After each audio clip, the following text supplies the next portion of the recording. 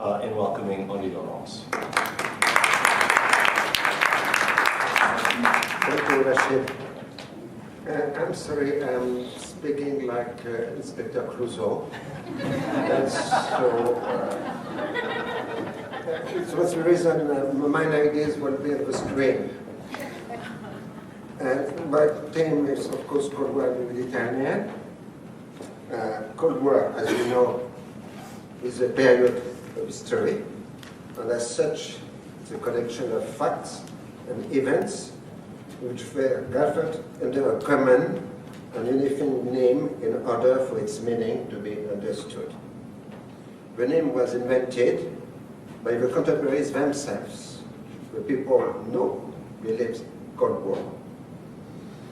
And according to Raymond Aron's famous sentence, peace was impossible and war was improbable. The Cold War was felt as a confrontation between two large blocs, two vast geopolitical coalitions, defined by an ideological project about the definition of societies, liberal democracy and capitalism for enterprise versus popular democracy and socialism. It was also felt as a struggle for the definition of humanity's future. According to the analysis of Raymond Aron at this time, it was also an imperial war because it was a global conflict. But not an imperialist, because the acquisition of territories was not a purpose in itself. The chronological starting point is the end of the Second World War in 1945. Conventionally, historians identify its ends with the fall of the Berlin Wall in 1989 or the collapse of the Soviet Union in 1991. Even if the intensity of the conflict itself has already largely lowered from 1987. Broadly, it covers a period of about 40 years. The periodization of the contemporaries is complemented by that of the historians who defend the Cold War as the last stage of European civil war, or the age of extremes, which began in 1940. It was described as such by the renowned intellectuals at the time, who could not know what outcome would to be. Generally, at this time, they compare it with the Peloponnesian War of ancient Greece, or maybe the Punic Wars of Rome. Thus, Thucydides and Polybius were their references. Also, the protagonists of the Cold War saw their war as the confrontation of two coalitions. They also acknowledged that this war was linked to other historical phenomena, the most important of which was decolonization. This established interpretation was indeed a crucial issue. The powers acted differently if a local emergent player was considered as a pawn manipulated by other side, or as an opportunistic player ready to use the two sides alternatively or at the same time. When Baudelaire studied the Mediterranean in the 16th century, he mentions three temporalities, a long one, a medium one, and a short one, a division which fitted is outlined in three parts. Today, historians rather use various overlapping temporalities. Thus, the Cold War as a world phenomenon came within the scope of the region and the distinctive features of each region of the world according to longer temporality or period peculiar to this region. Since the Mediterranean is par excellence the sea between the lands, it belongs to several worlds at the same time, and so to several temporalities. First one, of course, is European Civil War. You know the famous sentence of Sir Edward Grey on the 3rd of August 1914. The lamps are going out all over Europe. We shall not see them lit again in our time. And of course, since 1914, Europe was the main center of the violence in the world. When Germany surrendered, Europe was entirely devastated, and the Army's position defined the shapes of the two future coalitions, or next coalitions. Quickly, it was clear that the Third World War might broken with a tactic clash of the armed forces of the two sides. Indeed, Europe became the only geographical zone where the two blocs were facing each other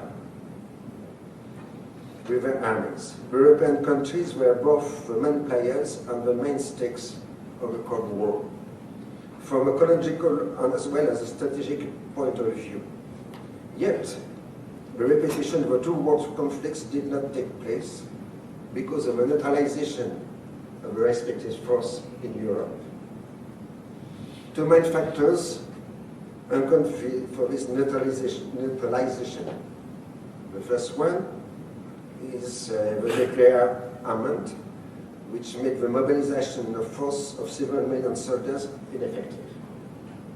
At first, the American monopoly of atomic armament was only one element of the balance of forces, since it was only at the end of the 1940s that the US has sufficient quantities of nuclear arms which had the capacity to destroy their opponent. But at that time, Soviet Union also had such arms whose capacity to destroy was increased with the switch to the hydrogen bomb.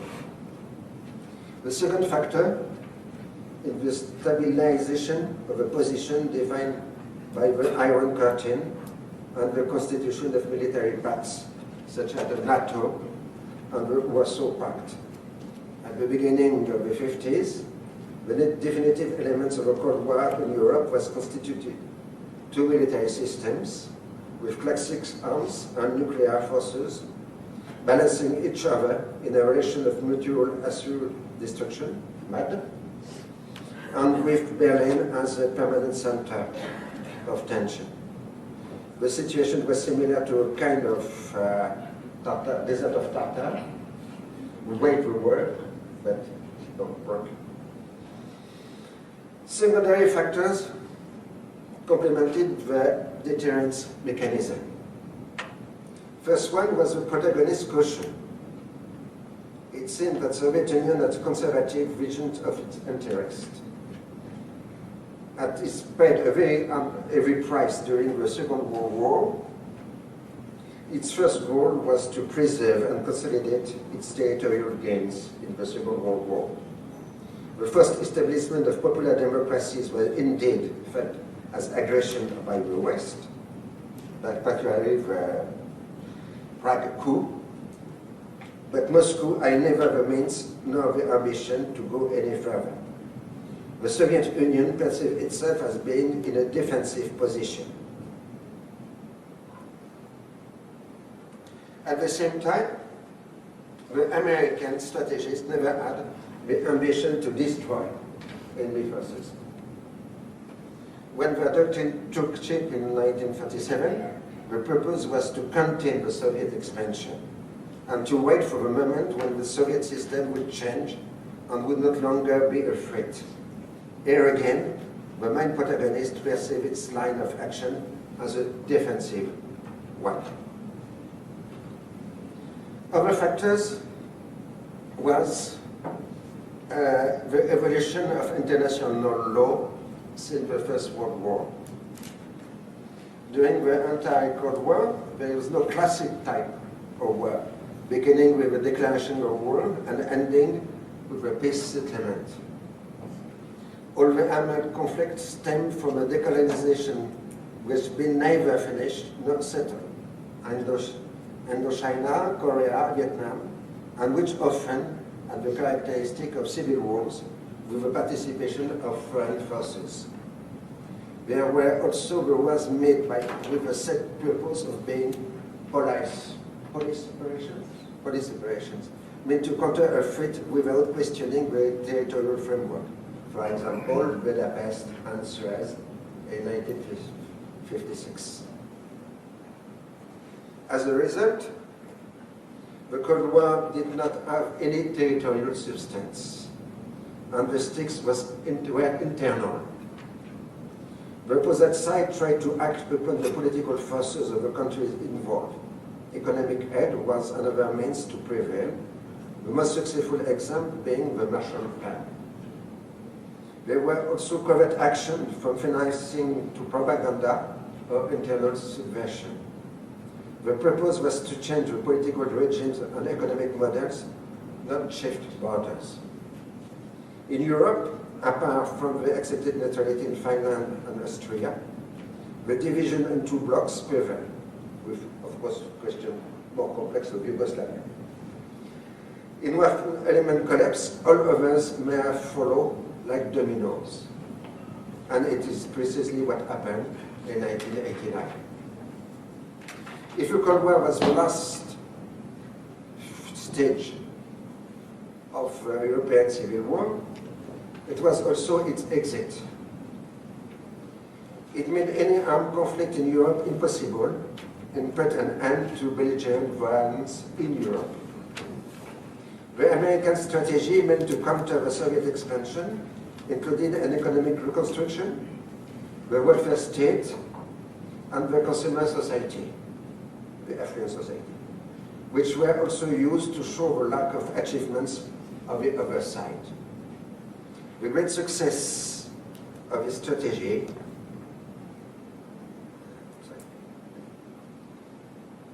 was the project of gathering the Europeans together. We took an active turn with the 1957 Treaty of Rome. The six founding members as recently fought each other, and there was a willingness to never let war come between them again, to which was added an economic ambition.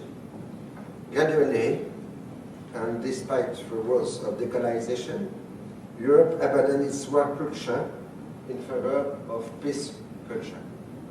As soon as 1977, Raymond Aron wondered about the nature of decadent Europe. A few years later, references were made to the notion of soft power and of preference for Venus rather than for Mars. The Europeans did not become happy, peace-loving, and moralizing consumers overnight. It was the Cold War which allowed them to become such people.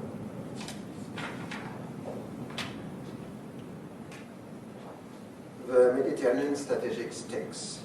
Traditionally, Mediterranean Europe was presented as the less developed part of Europe with military dictatorship, such as Spain and sometimes Greece. But there is no popular democracy on the Mediterranean. The geopolitics of 1945 took up the traditional requirements of the Mediterranean policy since the 18th century. Thus, how it was possible to refuse the Soviet Union, Russia's descendant, the access to the Mediterranean, or at least its permanent settlement.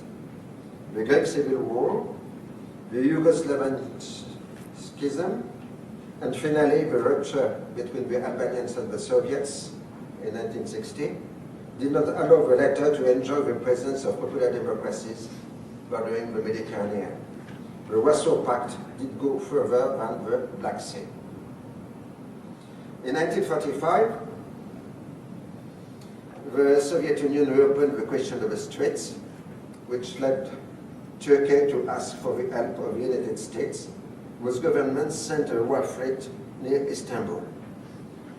The situation was entirely similar to the pattern of the last 120 years of the Ottoman Empire, when the British resorted to naval demonstration to stop Russian progression. The first one was in 1791, during the Ochakov affair, first time the British fleet was sent to the Straits to block Russian progressions. And this fleet became, as you know, the Sixth Fleet, and after the Sixth Fleet. This fleet is the descendant of the British Mediterranean fleet of the 19th century, and like that fleet enjoys a network of home ports in the central and western parts of the Mediterranean. It is composed of air and sea forces dispatched from the other American fleets.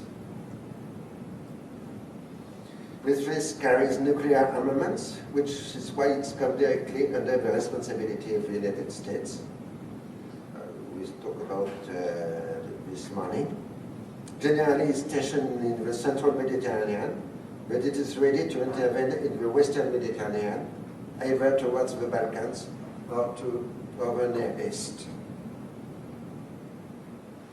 A war fleet in time of peace is a diplomatic instrument.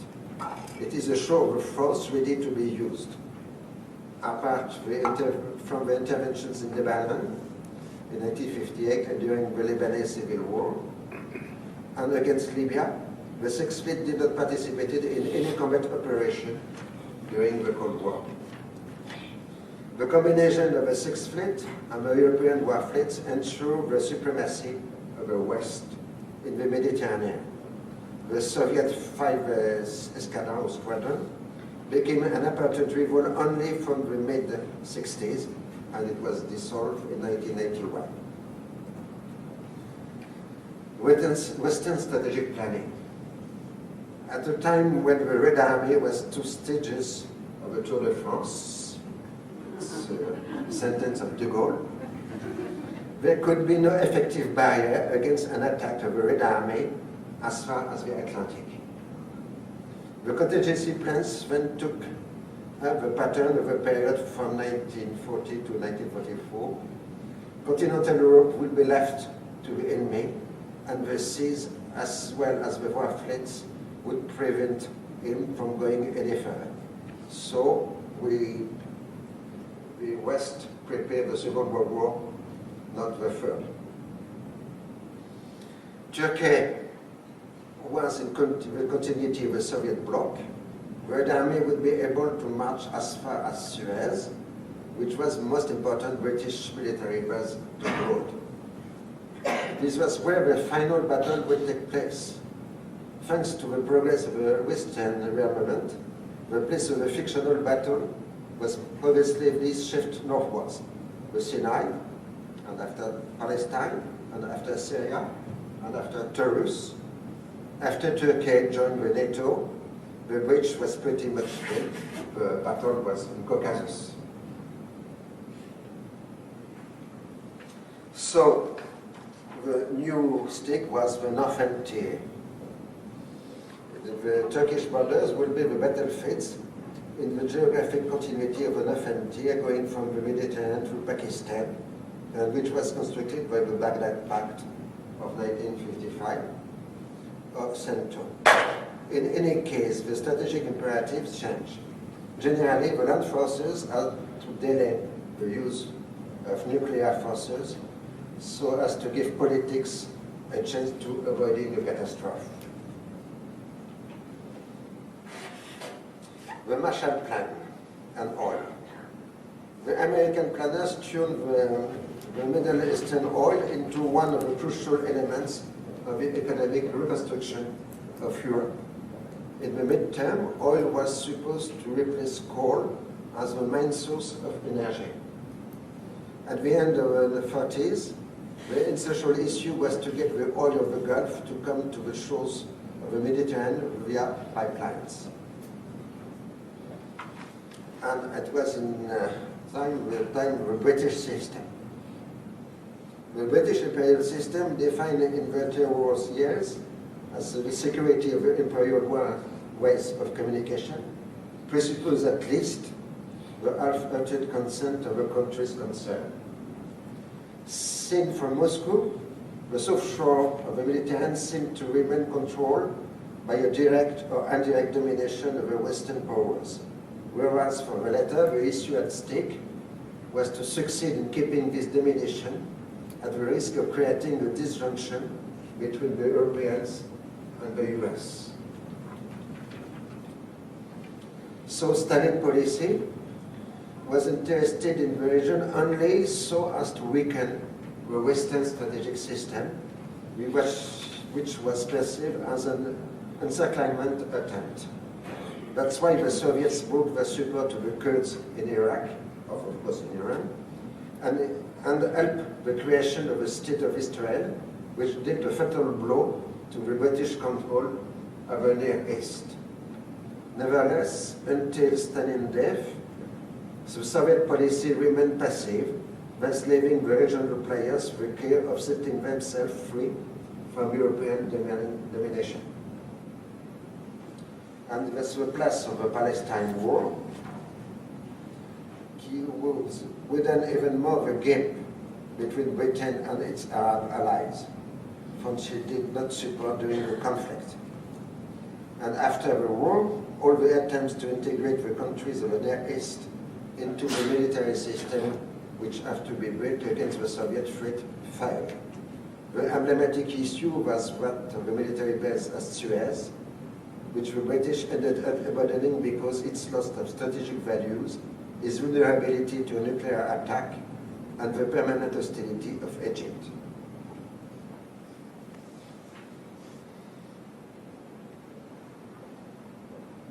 North Africa. In North Africa, the struggle for the independence of the two protectorates of Morocco and Tunisia was essentially domestic. Gradually, the French were compelled to yield for fear of general insurrection. They ended up accepting the principle of an orderly decolonization, which almost completed by 1955. This large insight into the situation allowed the new independent states to maintain good relations with the Westerners, while they completed their internal reconquest of their countries.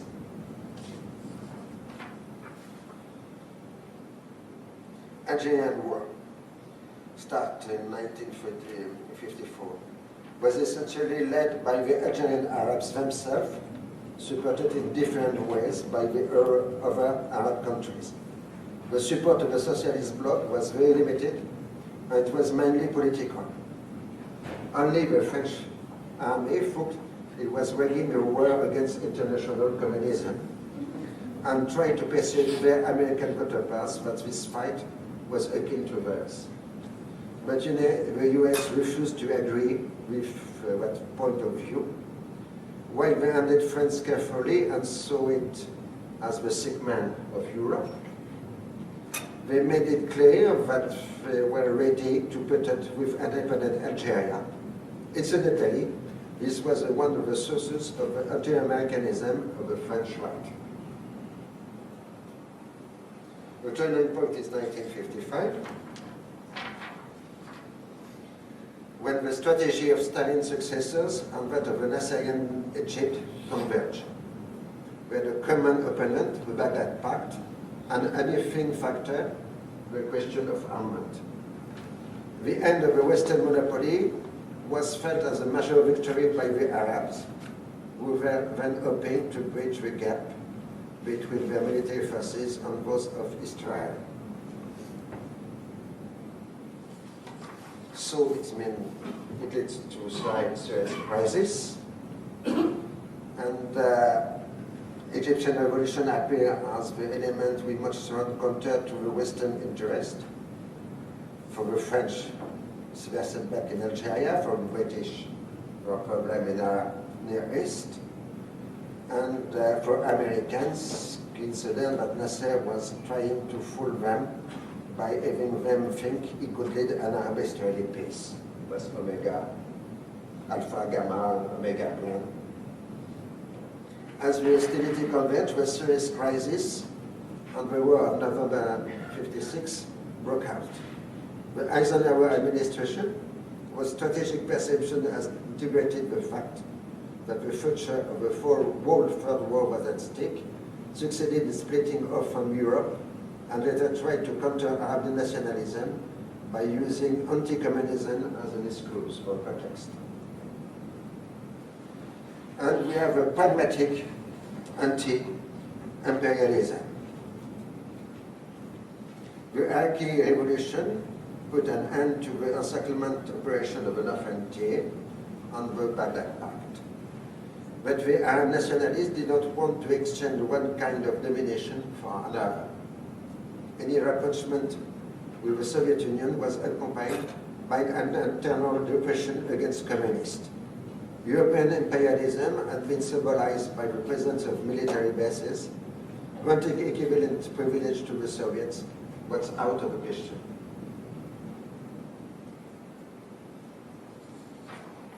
So, Cold War is a great game with covert action and coup d'etat, toppling regimes, financing local political forces. The available documents show that the Western powers were involved in many operations of this kind. It is acknowledged that the Western powers were involved in the Syrian coup of 1949 and the several attempts of this kind in Syria until 1958 and after in Iraq during the Qassim regime. The French and the British attempted several times to topple Nasser or even to have him assassinated. The Arab progressive leaders led action of the same kind against the reaction associated with imperialism and Zionism, in other words, Jordan and Saudi Arabia. The Nasserians also led their own secret wars against Qassim Iraqs, sometimes with the Americans, and then against the Syrian and Iraqi Ba'athist regimes. Contrary to the legends of the Cold War, the Soviet generally stayed in the background of such practice, apart from the support granted to the Kurds under Stalin. The Arab Communist parties did receive general direction from Moscow, but except in Iraq, they ceased to be an important players on the political stage, as the Soviet Union put their good relation with the Arab countries before the interest of the Communist Arab Party. The Eastern Bloc essentially remained in an interstate relationship with the progressive Arab countries.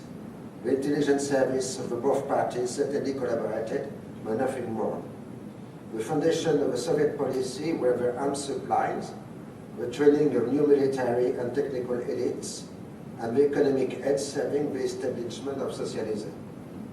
It was a policy of influence, not of a direct control. This is also true of the Palestinian movement after 1967, which saw the political kind of recognition from Moscow. The Arab political system provided the necessary sources of funding. The Soviets did not organize the events, they merely followed them. They were not able to act otherwise because the Arab authoritarian regimes did not allow them to encroach on their internal sovereignty. It was particularly evident when the 5th Military Naval Squadron was created in the middle of the 60s. The progressive Arab leaders mainly assessed the naval facilities and used them as means to put pressure on both Moscow and Washington.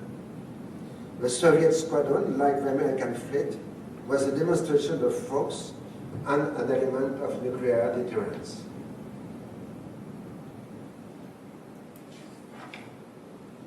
Concept of powers. Very early, the Soviet policy appeared to be a conservative one.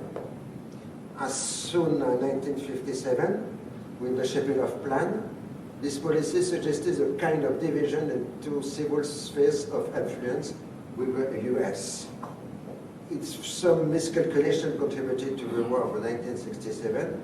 The ultimate purpose of the Soviet Union was to achieve a peace settlement of the Arab history conflict funded on the establishment of the borders of the 4th June 1967, and which would grant it an influence equal to that of the United States.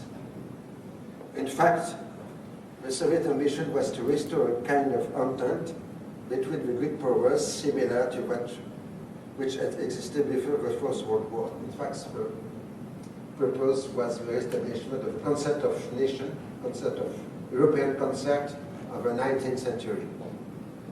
France, under the Fifth Republic, made no mistake about this scheme and cautiously subscribed to it.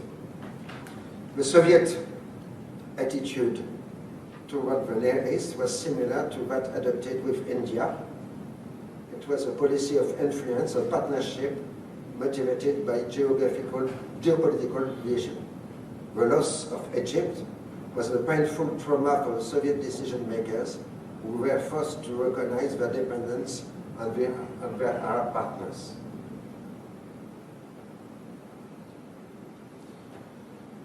During the World Cold War, the permanent course of action of the southern Mediterranean countries was to strive to suppress the military bases of the colonial period.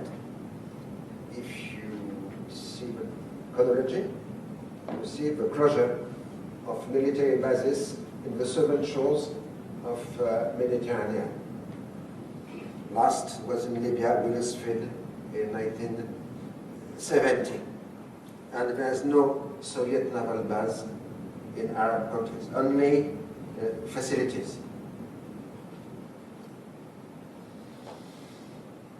The main discourse of the liberated countries was non-alignment and anti-imperialism, which does not prevent them from having a preference for one over the two blocks. Opportunism led us to create a kind of competition between foreign aids. Nasser called it positive neutralism. Development was often considered as a due, not as a favor. Our policies, the Mediterranean countries, the European Mediterranean countries sought to have privileged relation with the Arab countries. For example, France has a vast policy after the Algerian War of substitute cooperation meant to strengthen the community of French-speaking peoples, Francophonie. Italy and Greece were also very present in the proposal made to the countries of the South Shore. We call it sometimes Arab policies, but not only French Arab policy, Spanish Arab policy, Italian Arab policy.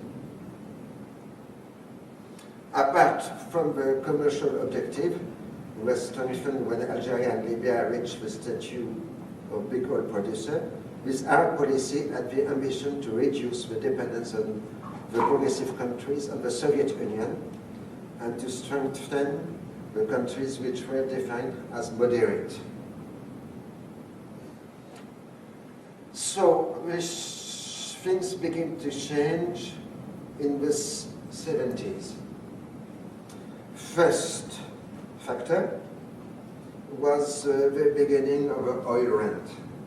And the oil rent destroyed the model of development, socialist model of development.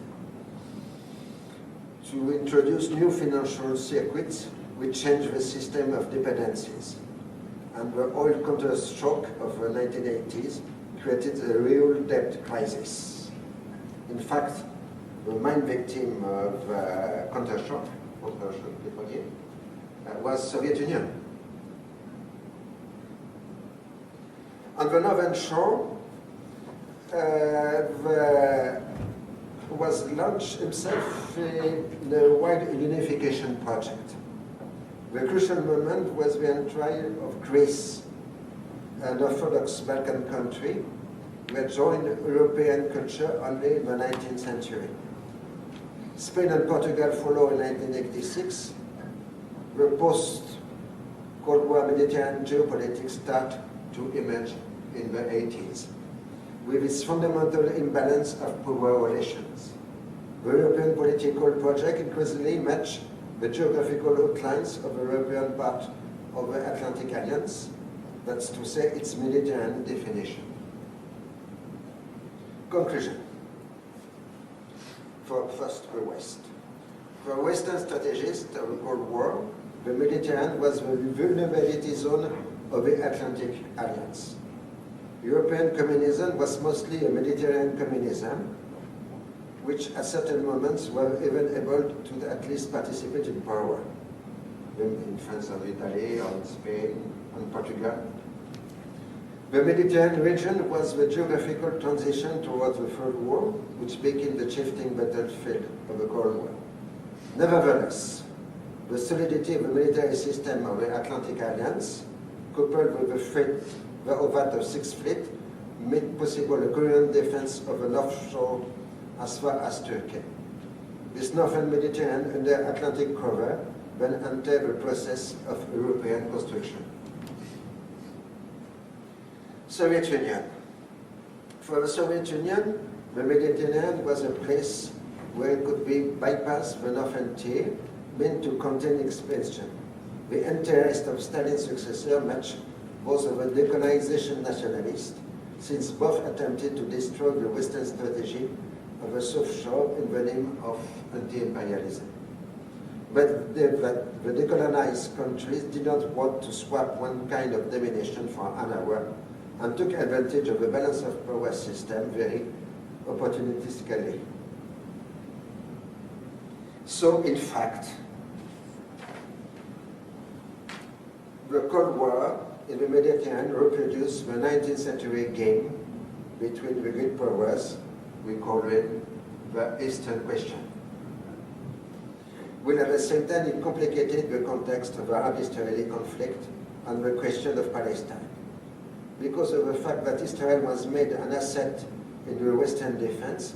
Some Arab countries became the allies of the Soviet Union and diverted the political players from the fundamental elements of its question. Until the end of the Cold War, there was no possible entente between the great powers, and the peace process were a mere episode of the rivalry between the two blocs. So, Cold War as a part of history of the Mediterranean. Although the Cold War lasted only 40 years, it belongs to the longest span of the history of the Mediterranean, which first history of moving war fleets on the home ports of its squadrons. The most powerful of which sometimes came from further outside the Mediterranean, since the 17th century, when the British fleet came in the Mediterranean. It was the first outsider fleet in the Mediterranean. In the 18th century, the Russian fleet, and so on. And in the beginning of the 19th century, the beginning of the American fleet in the Mediterranean. Decolonization opened the game between the great powers, which stemmed from the globalization of the European balance completed at the end of the 18th century. The Cold War had a specific impact on the question of Palestine, but the latter started much before it and will continue well after. Thank you.